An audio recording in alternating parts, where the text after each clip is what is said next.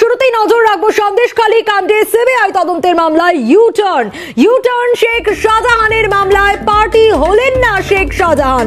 সন্দেশখালীর ঘটনায় case diary পেশ পুলিশের। যে খবরের দিকে ইতিমধ্যেই আমরা নজর রেখেছি, আরো একবার জানাবো, ইউটার্ন শেখ শাহজাহানের পার্টি হলেন না, মামলায় পার্টি হলেন না শেখ শাহজাহান। এই মুহূর্তের অত্যন্ত গুরুত্বপূর্ণ খবর আপনাদের জানিয়ে রাখবো, সন্দেশখালীর ঘটনায় কেস ডায়েরি পেশ করেছে পুলিশ।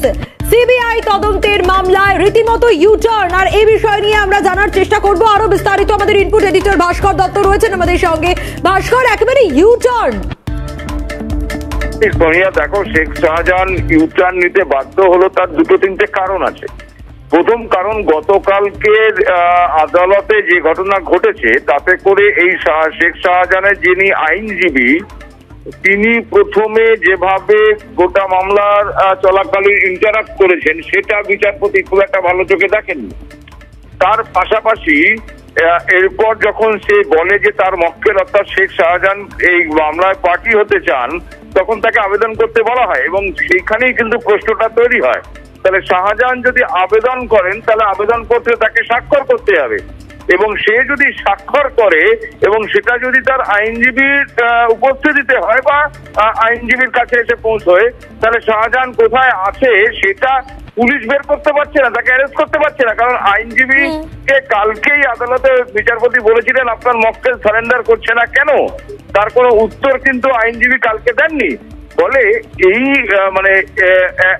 এই মামলায় যদি নিজেকে পার্টি করতে হয় তাহলে নয় শেখ শাহজাহানকে পুলিশকে গ্রেফতার করতে হবে, নয় তাকে সারেন্ডার করতে হবে। অর্থাৎ এই জায়গায় দাঁড়িয়ে এবার ইউটার্ন নিয়ে এক প্রকার নিজেকে পালিয়ে গেল শেখ শাহজাহান, এটা বলা যেতে পারে যে আদালতে নিজের বীরত্ব দেখাতে এসে ইউটার্ন নিয়ে পালিয়ে গেলেন। সন্দেশখালীর ওই কি যেন বাঘ না কি বলেছিল ওই শেখ শাহজাহান। সোনিয়া, সেক্ষেত্রে ভাস্কর, যে বিষয়টা তুমি বলছিলে কোথাও গিয়ে পালিয়ে যাওয়া, অর্থাৎ ধরা পড়ে যেতে পারেন শাহজাহান, এই ভয়তে শাহজাহান একেবারে পাশ কাটিয়ে গেলেন।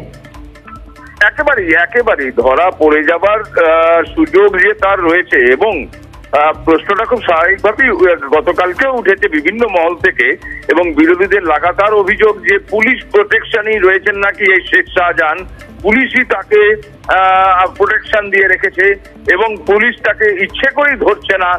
কার নির্দেশে, কার অঙ্গুলি হেলনে এই শেখ শাহজাহানকে পুলিশ গ্রেফতার করছে না, এমন প্রশ্ন গতকাল কেন তার আগেও বহুবার উঠেছে, এবং ঘটনার পর এক সপ্তাহের বেশি সময় পেরিয়ে গিয়েছে। সোনিয়া, শেখ শাহজাহানকে এখনো পর্যন্ত অ্যারেস্ট করতে পারেনি পুলিশ।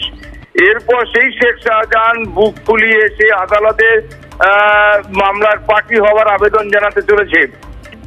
গতকাল তার আইনজীবী এসে জানান পার্টি হবে। এরপর যখন তিনি বুঝতে পারেন যে এই পার্টি হতে গেলে আখেরে নিজের পায়ে নিজেই তিনি কুড়োল মারতে চলেছেন, ঠিক সেই সময় তিনি একেবারে পুরো ইউটার্ন নিয়ে তিনি যদি কলকাতা অভিমুখেও আসার চেষ্টা করতেন তাহলে সেখান থেকে আবার ইউটার্ন নিয়ে সোজা আবার ব্যাক টু সন্দেশখালী আর কি। তো ঠিক সেই অবস্থায় দাঁড়িয়ে আবার তিনি নিজেকে কোনো না কোনো গর্তে ঢুকিয়ে আত্মগোপন করে রেখেছেন। পুলিশ সেটা জানে কি জানে না সেটা অন্য বিষয়, কিন্তু এই মুহূর্তে শেখ শাহজাহান যে নিজেকে সরিয়ে রাখতে চাইছেন বা সরিয়ে নিলেন এই মামলা থেকে, এটা পরিষ্কার। এবং সেটা পরিষ্কার হওয়ার কারণ একটাই, যে পুলিশ শেখ শাহজাহানের বাড়িতে গেছে বলে আমাদের কাছে খবর যেটা আসছে, এবং বাইরে তালা ঝোলানো দেখে তারা আবার চলেও গেছেন। সুতরাং পুলিশের ভূমিকায় একটা যথেষ্ট প্রশ্ন উঠছে সোনিয়া শেখ শাহজাহানকে নিয়ে। পুলিশের ভূমিকা পরিষ্কার নয়, এবং সেই জায়গায় দাঁড়িয়ে কেন্দ্রীয় তদন্তকারী সংস্থা এই ঘটনা তদন্ত করার একটা আবেদন উঠেছে। আজ এই মামলার শুনানি চলছে, চলাকালীন এক্ষুনি কিছু না বলা গেলেও অনেকেই আশা করছে যে এই ঘটনাতেও সিবিআই তদন্তের একটা সম্ভাবনা তৈরি হচ্ছে বা তৈরি হতে পারে, বা সিবিআইকে তদন্তের নির্দেশ দিতে পারে আদালত। সোনিয়া, ঠিক এই বিষয়টাই ভাস্কর, যে 10 দিন পর মানে সোমবার যে ঘটনাটা দেখা গেল যে একেবারে সশরীরে হাজিরা হলেন না শেখ শাহজাহান, কিন্তু আইনজীবী মারফত জানালেন যে এই গোটা ঘটনায় তার বক্তব্য শোনা হোক, তিনি সন্দেশখালীর মামলায় যুক্ত হতে চান, আর আজ আবার এই ঘটনা। হ্যাঁ, একেবারেই গোটা বিষয়টাই প্রশ্নের মুখে। মানে শেখ শাহজাহান তার এলাকায় বেতাজ বাদশাহ তিনি ঘুরে বেড়ান এবং তার এলাকায় তার প্রতাপ, তার প্রতিপত্তি আমরা দেখেছি।